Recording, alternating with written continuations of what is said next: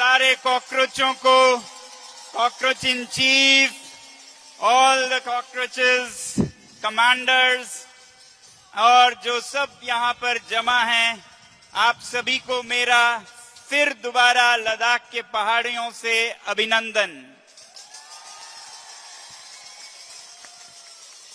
दोस्तों, मेरा दिल्ली से गुजरना हुआ एक विदेश यात्रा पर और संयोग से इसी दिन आप लोग फिर दोबारा मिल रहे हैं। मैं पिछली बार 6 जून को आया था और बहुत खुशी हुई आप सभी से मिलकर, जो कि और भी बड़े संख्या में आए हैं यहाँ पर।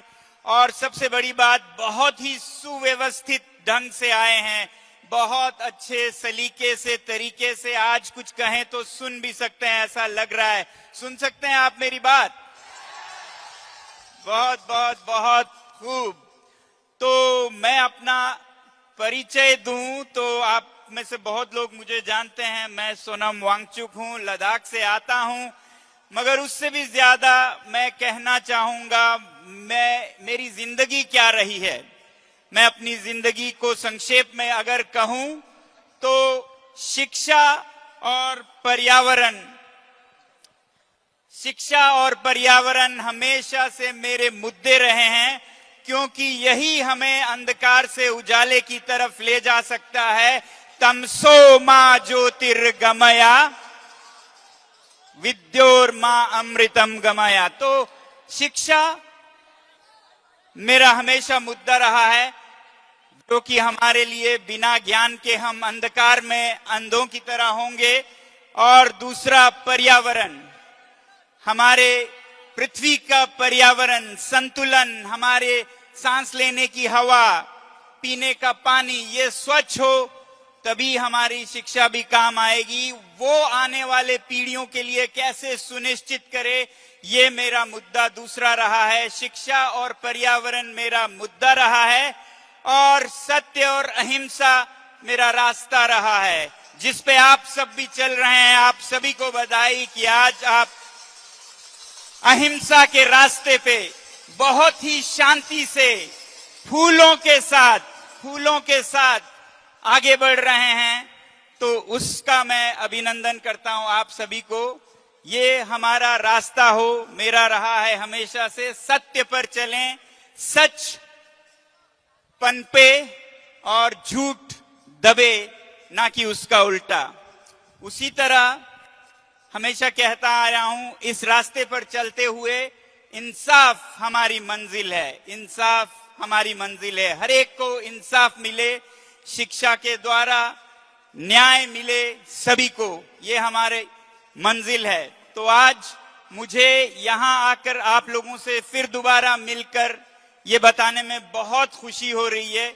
मैं ये आप सभी कॉकरोचों को बोल रहा हूं, आप सबका अभिनंदन। और आपके जो कॉकरोचों के माता पिता, जो कि कॉकरोच ही हुए, कॉकरोचों के माता पिता हैं, तो सारे माता पिताओं को अभिनंदन करना चाहूंगा। और यहाँ पर जो पुलिसकर्मी हैं, हिफाजती दस्ते हैं, सिक्योरिटी पर्सनल्स हैं, अफसर हैं, उन सब को भी मैं अभिनंदन करना चाहूंगा, क्योंकि उनके भी बच्चे हैं आप ही की तरह विद्यालयों में, परीक्षाओं में चक्कर खा रहे हैं। तो उनकी भी हमदर्दी हमारे साथ है। तो मैं उन सभी को अभिनंदन करना चाहूंगा जो यहाँ पर हमारे सुरक्षा के लिए आए हैं। फिर दोबारा अभिनंदन सबका।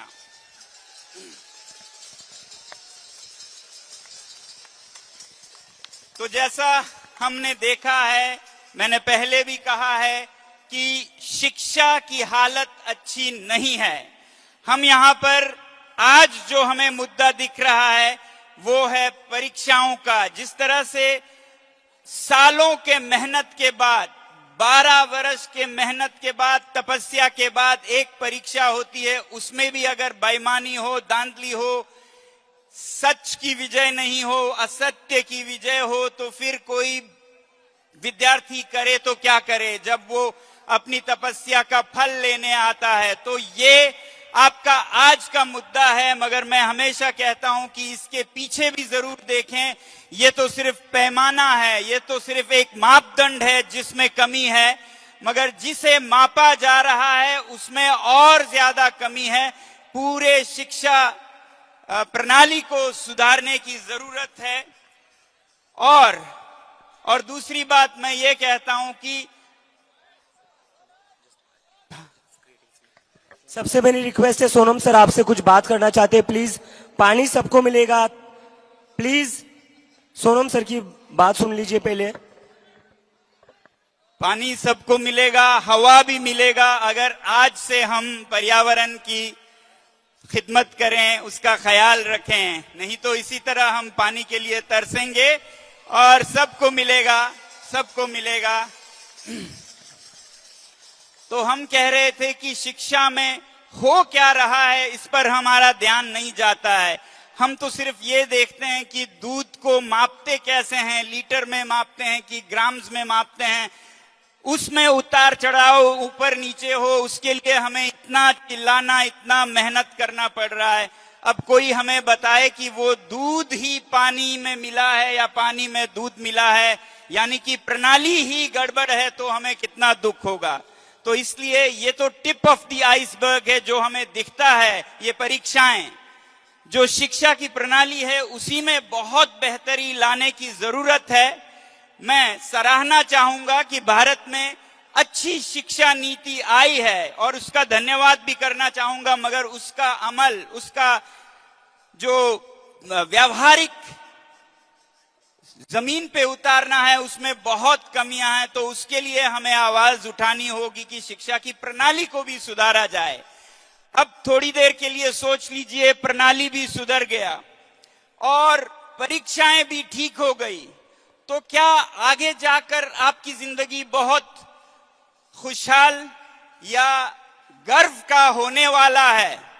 क्या आप सर उठाकर चल सकते हैं उस अच्छी शिक्षा में, उस अच्छे परीक्षा में उत्तीर्ण होकर? क्या सर उठा के चल सकते हैं? आप यहां पर नीट, जेईई, यूपीएससी की बातें कर रहे हैं, उन परीक्षाओं की। मैं आपको कुछ उदाहरण दूंगा जिससे मुझे बहुत निराशा होती है कि ये परीक्षाएं ठीक भी हों तो ऊपर क्या माहौल अच्छा है, क्या सत्यमेव जयते का माहौल है या नहीं हमारे देश में, वो भी देख लीजिए। उसे भी सुधारने की जरूरत है, वरना परीक्षाओं में आप निकलेंगे आसमान से गिरे खजूर पे अटकेंगे। मैंने पिछले 1 साल में क्या देखा है, नीट, जेईई, डॉक्टर्स, इंजीनियर्स। अब एक संक्षिप्त में बताऊं तो जो सिविल सर्विसेज है उसका अगर लें तो मैंने तो ये देखा है कि जो बच्चे, जो युवक युवतियां इतने अरमानों के साथ, इतने सपनों के साथ परीक्षाएं उत्तीर्ण होकर आगे जाते हैं, तो उनकी हालत क्या होती है, जो कि आपकी भी हालत होने वाली है अगर आप इस पर भी ध्यान नहीं देते हैं। तो इंजीनियर्स, डॉक्टर का आप देख लीजिएगा। मैं आपको सिविल सर्विसेज का बताता हूं। मैंने पिछले साल में एक होनहार, बहुत ही सज्जन युवक को आईपीएस बनते देखा है। आईपीएस, पुलिस के बड़े अफसर होंगे, और मुझे पूरा मालूम है कि उनके आंखों में कितने सपने रहे होंगे, उनके माता पिता के कितने सपने रहे होंगे कि अब ये देश की सेवा करेगा। आपको पता है आज के इस हालात में उनसे क्या कराया जाता है? देश की सेवा नहीं, देश को ही बर्बाद करने के काम पे उन्हें लगाया जाता है। मैं आपको बताता हूं कैसे। जब 8 महीने पहले मुझे जेल भेजा गया ये कहकर कि मैं एंटी नेशनल हूं, तो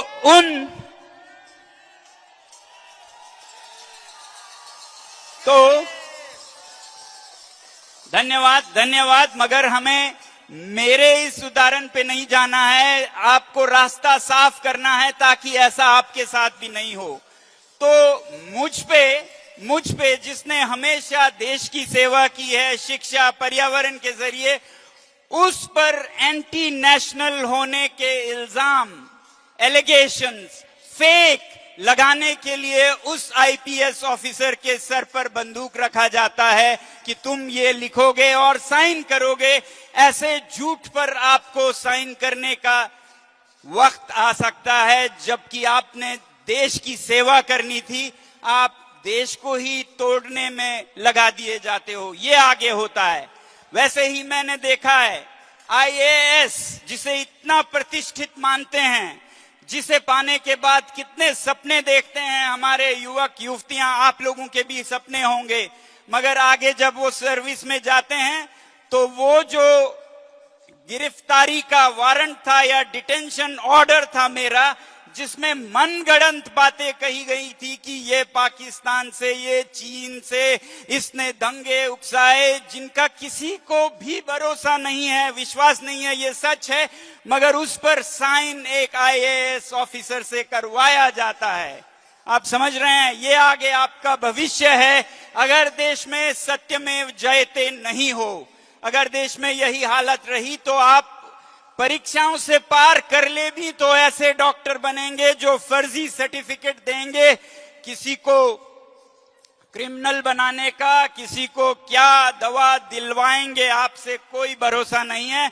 वैसे ही इंजीनियर्स जो किसी भी चीज को कुछ भी फर्जी सर्टिफिकेट देते फिरेंगे, वैसे ही आप आईपीएस आईएएस बने भी तो अगर सफाई नहीं हो, ट्रांसपेरेंसी नहीं हो, ट्रस्ट नहीं हो देश में, तो फिर ऐसे ऑफिसर्स बनेंगे जो निकले तो थे देश की सेवा में, मगर उनको ऐसे कामों में लगा दिया जाता है।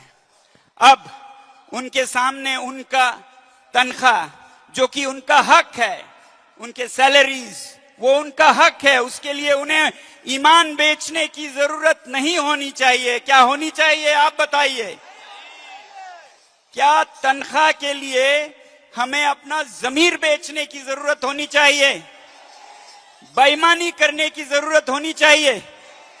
एक निर्दोष को दोषी घोषित करने की जरूरत होनी चाहिए आपको आपके तनख्वाह के लिए? और दूसरा आता है तनख्वाह के बाद तरक्की। तरक्की यानी कि प्रमोशन।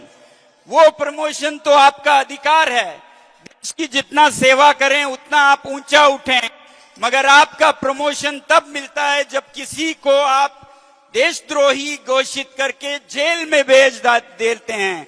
तो ऐसा क्या आपके प्रमोशन का कारण होना चाहिए? ये मैंने हर जगह देखा, अपना फर्स्ट हैंड एक्सपीरियंस, अपना अनुभव बता रहा हूं। ऐसे आईपीएस ने चार्जेस लिखवाए, ऐसे कमिश्नर ने उस पे साइन किए, फिर मुझे भेजा गया जेल जोधपुर में, जहां पर जेल के जो अफसर थे बहुत ही सज्जन थे, बहुत ही अच्छे थे, मगर उनसे सारे गलत काम करवाए जा रहे थे। उनसे इंसाफ को रोकने का काम करवाया जा रहा था, restriction of justice and evidences, जो कि अनैतिक है। किसी कैदी को आजाद ना हो, उसके विपरीत आपसे काम करवाया जाए। क्या आप इसके लिए ये परीक्षाएं दे रहे हैं? क्या आप बेईमानी पे चलने के लिए ये परीक्षाएं दे रहे हैं? और जो महीने के कुछ पैसों के लिए या किसी प्रमोशन के लिए अपना जमीर बेच दें, उन्हें क्या कहेंगे? मुझे नहीं पता क्या कहेंगे, मगर मैं एक बात बताऊं, जमीर, ईमान, आत्मा से बहुत छोटी चीज है शरीर। शरीर बहुत छोटी चीज है। जिन्हें पैसे के लिए शरीर बेचना पड़ता है, उन्हें हम समाज में बहुत नीचा मानते हैं। जब से मैंने ये सरकारी तंत्र देखा है, मेरी तो वैश्याओं के लिए इज्जत बढ़ गई है।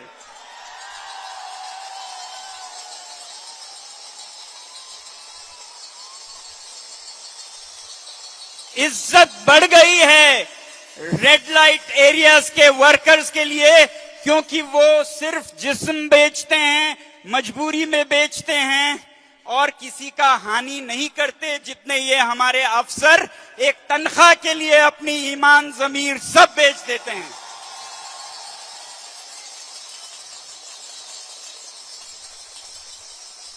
तो तो क्या हमें एक ऐसा करियर पाथ चाहिए जिस पे हमें आगे जाकर अपना ईमान, धर्म, जमीर, आत्मा सब बेचना पड़े? क्या आप ऐसे करियर पाथ पे तरक्की करना चाहेंगे? नहीं करना चाहेंगे, नहीं करना चाहेंगे।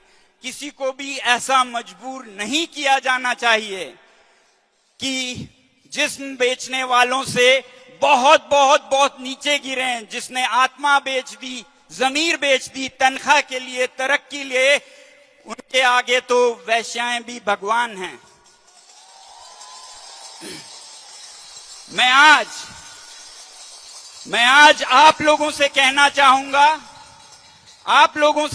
चाहूंगा कि अगर आगे परीक्षाएं आप सफल भी होते हैं तो सच्चाई का साथ न छोड़े। ऐसे अफसर बने, ऐसे डॉक्टर बने, ऐसे इंजीनियर बने जो सच्चाई का हाथ पकड़ कर चलते हो, कभी झूठ के साथ नहीं हो।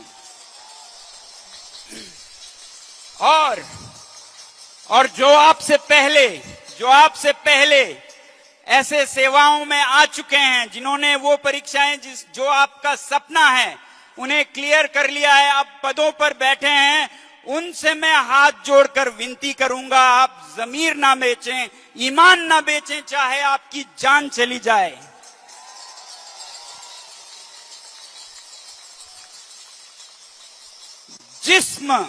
जिस्म चला जाए, शरीर चला जाए तो कोई बड़ी बात नहीं है।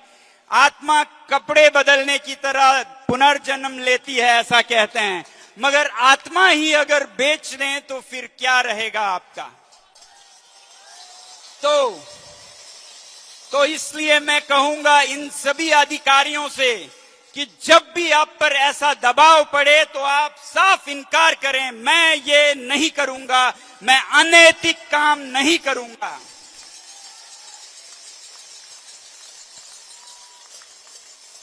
किसी भी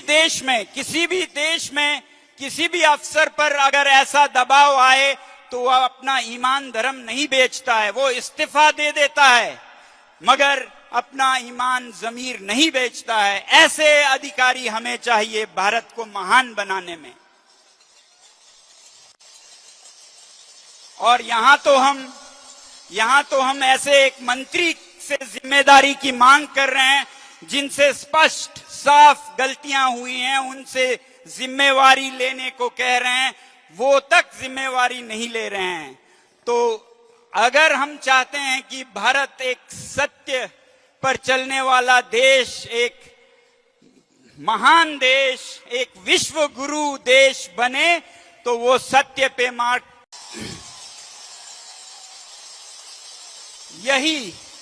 यही हर धर्म सिखाता है, सच के रास्ते पे चलना यही हर धर्म सिखाता है, यही हिंदुत्व का सार है।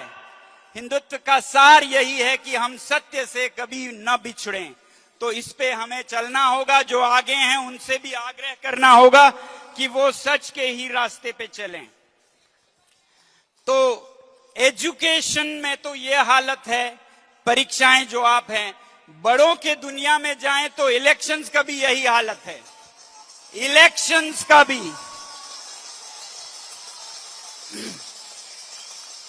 बच्चों के जीवन में एग्जामिनेशंस हैं तो बड़ों के नेताओं के इलेक्शंस हैं। आज उसमें भी कोई भरोसा नहीं है, कोई सच्चाई नहीं बची है। जैसा इन परीक्षाओं में कहीं पेपर लीक हो रहे हैं, कहीं धांधलियां हो रहे हैं, वैसा ही बड़ों के इलेक्शंस में भी यही हो रहा है। मैंने आपको कहा, शिक्षा मेरा मुद्दा रहा है, पर्यावरण मेरा मुद्दा रहा है, क्योंकि ये वही पर्यावरण है जिससे हमें सांस की हवा और पीने का पानी मिलता है, जमीन मिलता है, नदियां जंगल मिलते हैं सुरक्षित हमारे आने वाले पीढ़ियों की। तो इस पर जब भी बात आई तो मैं लद्दाख को बचाने के लिए हमेशा खड़ा रहा हूं। लद्दाख के पर्यावरण को, हिमालय के पर्यावरण को बचाने के लिए। और इसके लिए हम धन्यवाद, आपकी कामनाएं पूरी ना हो। आप बनेंगे शिक्षा मंत्री, आप में से बनेंगे और सीधे पक्के सच्चे बनेंगे, जो अपने काम की जिम्मेदारी ले, गलती हो जाए तो उसे मान के आत्मा को छुटकारा दे, ऐसे मंत्री आप सब बनिएगा। तो मैं ये कह रहा था कि हिमालय और लद्दाख के पर्यावरण को संरक्षित रखने के लिए पिछले 6 सालों से हम संघर्ष कर रहे हैं लद्दाख में, और जिसके लिए मुझे जेल जाना पड़ा, पद यात्राएं करनी पड़ी, 1000 किलोमीटर के अनशन करने पड़े, ये सब बापू के दिखाए हुए रास्ते हैं। और उन सब पर चलने का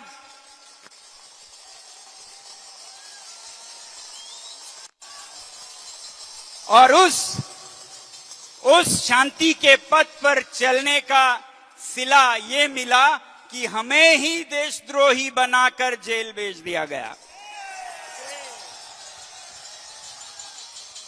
अब जो भी हो, मैं कहना ये चाहता था, आज इलेक्शंस का, चुनाव का कोई मतलब नहीं रहा, क्योंकि 2019 और 20 में हमारी सरकार की जो पार्टी है उन्होंने ही लिखकर वादा किया था कि लद्दाख को संरक्षित किया जाएगा, मगर फिर 2 साल में मुकर गए और हमें कहीं भूखा रहना पड़ा, हफ्तों जान की बाजी लगाकर, कहीं पद यात्रा, कहीं जेल।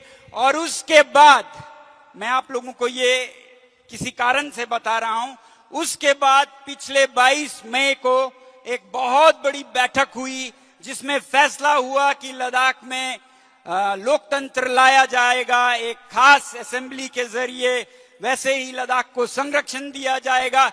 मगर फिर क्या देखते हैं, 2-3 दिन में उस पे भी पलट जाते हैं, जैसे चुनावी वादों पे पलटे वैसे ही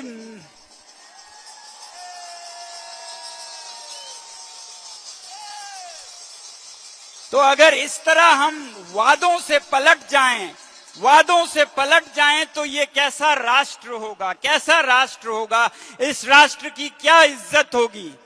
और राष्ट्र तो छोड़िए, ऐसा राष्ट्र जहां भगवान राम को मानते हैं, और भगवान राम ने क्या कहा था जो मुझे बहुत प्रभावित करती है, रघुकुल रीति सदा चली आई, प्राण जाए पर वचन न जाए।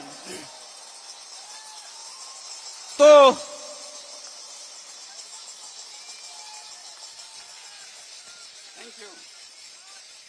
तो कहां गया वो भारत, वो भगवान राम का दिखा हुआ पथ कहां चला गया, जहां पर प्राण चले जाए पर वचन नहीं जाए।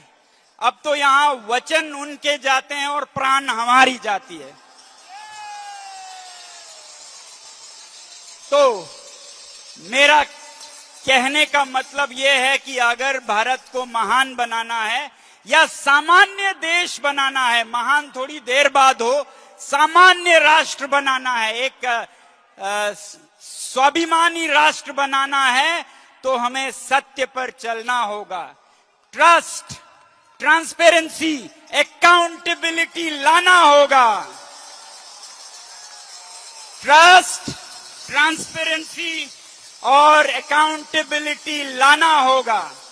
और यही है ये आंदोलन जिसमें हम अकाउंटेबिलिटी मांग रहे हैं, जवाबदेही मांग रहे हैं, मंत्री से, सरकार से जवाबदेही मांग रहे हैं। अगर इतना जुल्म हुआ है बच्चों पर, उनकी जानें गई हैं, तो कम से कम उसकी जिम्मेदारी तो आप लीजिए और आगे ठीक होगा, ऐसा विश्वास दीजिए हमें।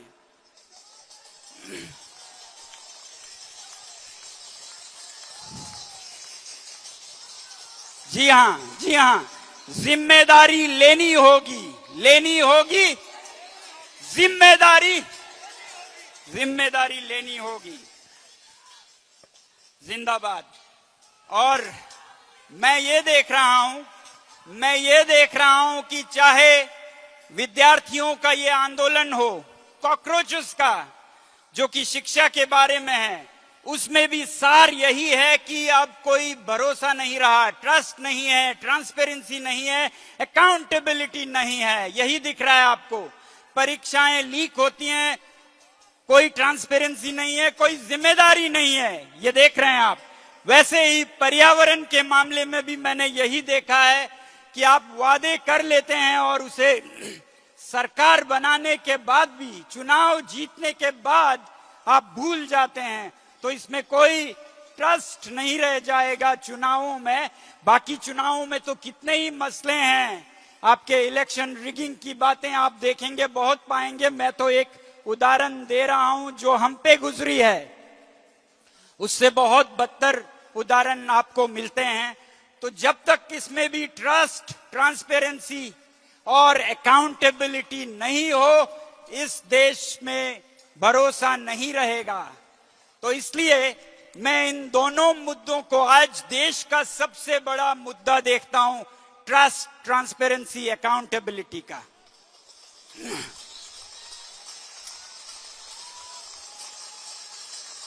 और जब कोई ट्रांसपेरेंसी और अकाउंटेबिलिटी के लिए उठता है तो उसको डराया जाता है, उसको धमकाया जाता है। अभी अभिजीत मिले थे बाहर, उनके पीछे 3-3 गाड़ियां पीछा कर रही हैं जैसे वो कोई क्रिमिनल हो। तो ऐसे डर में जीना नहीं पड़ना चाहिए। ये तो डरते नहीं हैं, मगर कितने ही लोग होंगे जिनके बहुत अरमान होंगे मगर डर के मारे खामोश बैठे होंगे। तो हमारे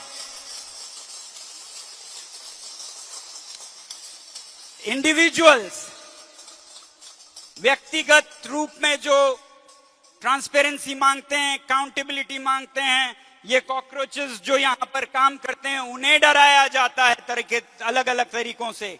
हमें भी डराने की कोशिश की, मगर कहते हैं ना, डर के आगे, हाँ ये याद रखिएगा, डर के आगे जीत है, डरना नहीं है। और भारत को एक नया फ्रीडम मूवमेंट चाहिए, freedom movement, second freedom movement, freedom from fear, freedom from fear, भय मुक्त भारत, भय मुक्त भारत ऐसा हो।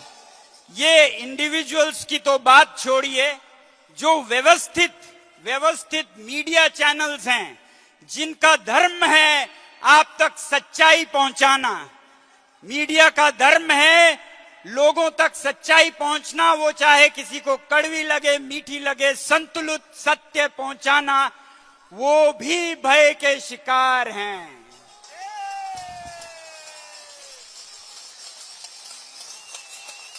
डरे हुए लोग, डरे हुए संचार माध्यम, मीडिया, जो दिलेर हैं वो यहां पर हैं,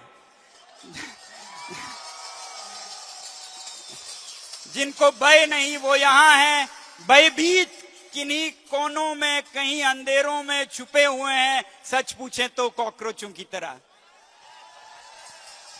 तो असली कॉकरोच भी पहचानना होगा। तो इसलिए हमें आगे बढ़ना होगा और कदम बढ़ाना होगा। जो मैं हमेशा कहता हूं, इफ नॉट नाउ व्हेन, अब नहीं तो कब, इफ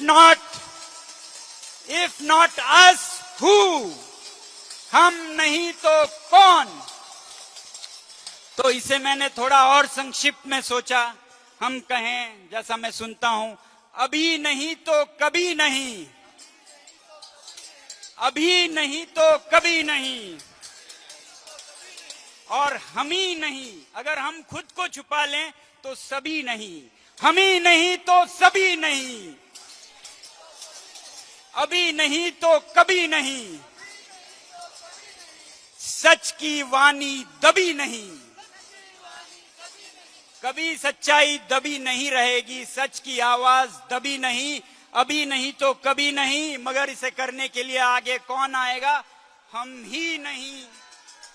हाँ, तो मैं कल कह रहा था आप लोगों को, आज अगर देश की रक्षा करनी है, आज अगर देश की रक्षा करनी है तो वो चीन और पाकिस्तान से ज्यादा झूठ से रक्षा करने की जरूरत है।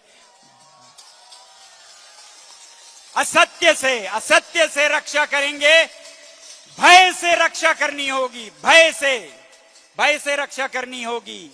तो इसके लिए देश की रक्षा कौन करेगा? कौन करेगा? देश की रक्षा कौन करेगा? कौन करेगा?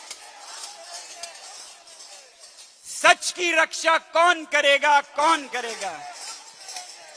बहुत अच्छा, आपकी आवाजों से बहुत यहां आशाएं जाग रही हैं और मैं चाहूंगा और उम्मीद करूंगा कि हमारी सरकार, अभी तक वो चिंतन मनन कर रहे हैं, मगर जल्द ही वो एक्शन ले और जो जिम्मेदारी लेने की उम्मीद कर रहे हैं, अकाउंटेबिलिटी की हम उम्मीद कर रहे हैं, वो जल्द ही ले। मैं अंत में यही कहूंगा कि हम उम्मीद करेंगे, हम जो जरूरत हो वो करेंगे ताकि सरकार अकाउंटेबिलिटी जिम्मेदारी लें। वो चाहे शिक्षा के क्षेत्र में हो आप लोगों की आवाज, वो चाहे पर्यावरण और संस्कृति के क्षेत्र में हो लद्दाख की आवाज। अगर ऐसा कोई अकाउंटेबिलिटी नहीं लेते हैं तो मैं ये कहूंगा कि आने वाले हफ्ते में मैं खुद आप लोगों के साथ अनशन पर बैठूंगा यहीं पर।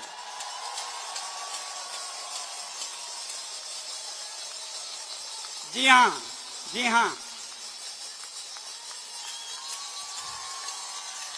धन्यवाद।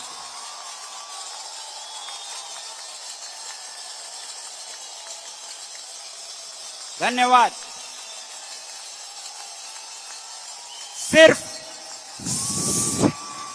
सिर्फ थाली बजाने से कुछ नहीं होगा। धन्यवाद, मगर सिर्फ थाली बजाने से कुछ नहीं होगा। ये तो आपने देखा होगा, सीखा होगा, सिर्फ थाली बजाने से कुछ नहीं होता है। इसलिए जब मैं अनशन पे बैठूं तो आप लोग भी कम से कम मेरे साथ रहेंगे। खा पी कर मोटे होकर रहिए मगर साथ रहिए। रहेंगे? कितने लोग रहेंगे? हाथ खड़ा कीजिए।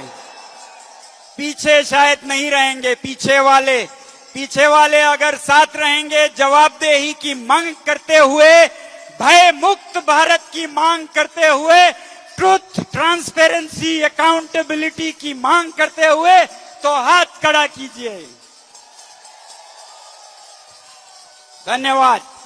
अभी मुझे आगे जाना है यात्रा पर। मुझे नहीं मालूम आज का कार्यक्रम क्या है, वो अभिजीत जी आपको आगे बताएंगे। मैं सिर्फ ये कहूंगा, अगर आप लोगों की सहमति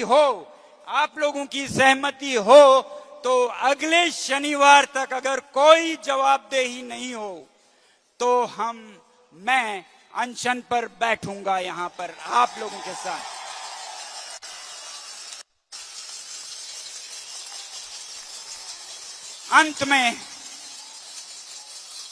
अंत में मैं यही कहूंगा, एक कविता के साथ अंत करूंगा। इसे ध्यान से सुनिए और इस पर चलने की कोशिश कीजिए। हम बहुत बार अपने अहंकार को, खुद को इतना महत्वपूर्ण समझते हैं और ना अपना भला होता है ना समाज का भला होता है। तो इसलिए किसी ने बहुत खूब कहा है, मिटा दे अपनी हस्ती को अगर कुछ मर्तबा चाहे। अगर कुछ आपने उपलब्धि करनी है तो अपनी हस्ती मिटा दीजिए। खुद को खत्म करना पड़े कर दीजिए कि दाना खाक में मिलकर गुले गुलजार होता है।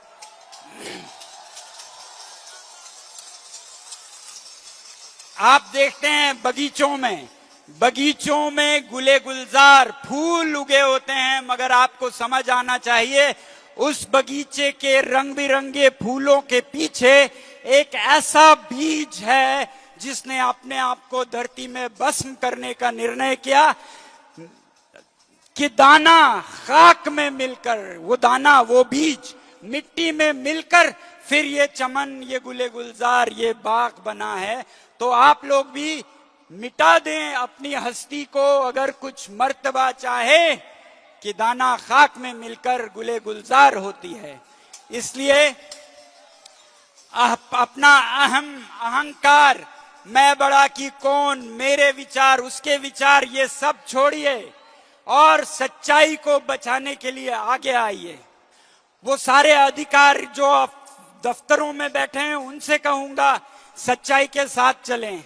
वो सारे राजनीतिक दल जो शिकार हो रहे हैं इस सच्चाई की कमी का, वो भी समर्थन करे इन युवाओं को, ताकि भारत में एक बार फिर सच्चाई जागे।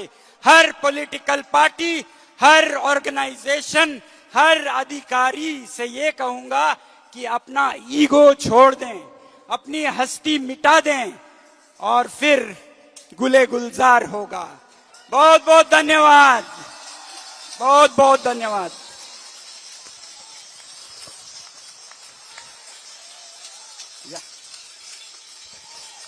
Thank you Sonam sir. Sonam sir को अभी जाना है तो एक बार तालियां बजाकर सोनम सर को गुड बाय कह दीजिए।